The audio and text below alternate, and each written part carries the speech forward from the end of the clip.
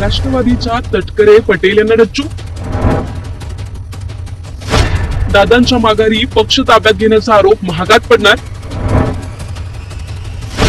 सुनेत्रा वहिनींच्या कामाचा बडगा की पार्थ जयचे डोळे उघडले.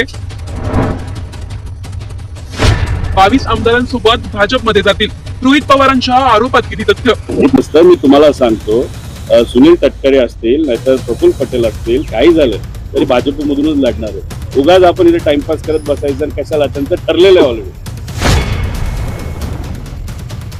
12 मेच्या मध्यरात्री महाराष्ट्राच्या राजकारणात एक यादी व्हायरल झाली आणि त्या एका यादीने अजितदादांच्या राष्ट्रवादी काँग्रेसमध्ये सर्व काही सुरळीत नसल्याच्या चर्चांना वेग आला. कारण या यादीत पक्षाचे अनेक ज्येष्ठ आणि वजनदार नेते गायब होते.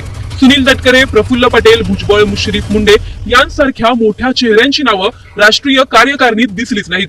दुसरीकडे पार्थ पवार, जय पवार आणि पवार कुटुंबांशी जवळीक असलेल्या नेत्यांना महत्वाची पदं देण्यात आली. ही फक्त कार्यकालीन चूक होती का, की अजित पवारांनंतर राष्ट्रवादीत अंतर्गत संघर्ष उघडपणे समोर येऊ लागलाय?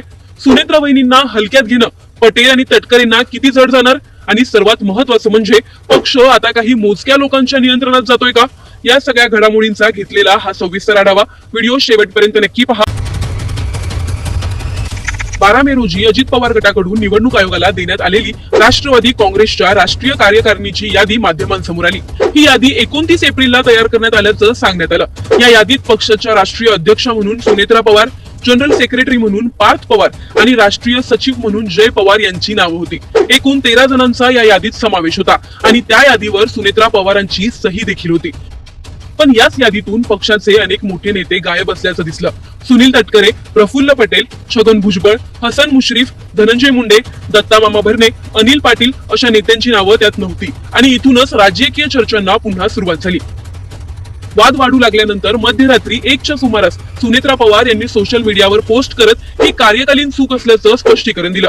त्यानंतर एक सुधारित यादी समोर आली. त्यात प्रफुल्ल पटेल, सुनील तटकरे, छगन भुजबळ आणि दिलीप वळसे पाटील यांची नावं पुन्हा समाविष्ट करण्यात आली. पण इथे ही नवीन वाद निर्माण झाला. कारण प्रफुल्ल पटेल यांच्या नावासमोर फक्त राज्यसभा खासदार असा उल्लेख होता. त्यांचं राष्ट्रीय कार्यकारी अध्यक्ष पद गायब झाल्याची चर्चा सुरू झाली.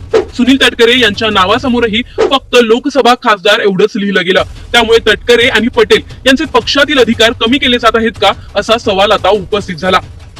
विशेष म्हणजे ही पहिली वेळ नव्हती.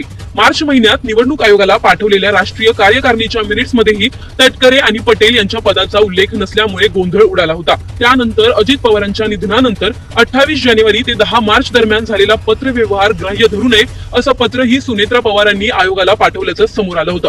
त्यामुळे हे वारंवार घडणं म्हणजे फक्त क्लेरिकल मिस्टेक नसून काही मोठं राजकारण सुरू असल्याचं बोललं जाऊ लागलं. याच दरम्यान सुनील तटकरे यांनी शरद पवारांची भेट घेतली. त्यांनी साहेबांच्या तब्येतीची विचारपूस करण्यासाठी आलो होतं असं सांगितलं. पण या भेटीची वेळ आणि पार्श्वभूमी पाहता तटकरे नाराज आहेत का, अशा चर्चा सुरू झाल्या. यानंतर शरद पवार गटाचे आमदार रोहित पवार यांनी पत्रकार परिषदेत आणखी मोठा दावा केला. तटकरे आणि प्रफुल्ल पटेल हे 22 आमदार घेऊन भाजप सोबत जाण्याची शक्यता असल्याचं त्यांनी म्हटलं.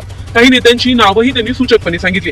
त्यामुळे अजित पवारांच्या राष्ट्रवादीत अंतर्गत संघर्ष अधिकच चर्चेत आला.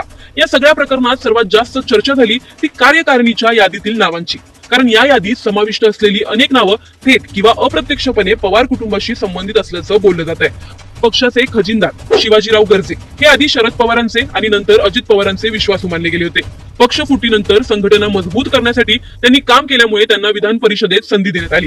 राष्ट्रीय सचिव म्हणून अविनाश आदिक यांचं नाव कायम ठेवण्यात आलं. ते माजी मंत्री गोविंदराव आदिक यांचे पुत्र आहेत आणि पवार कुटुंबांशी त्यांचे जुने संबंध असल्याचं देखील सांगितलं जातं.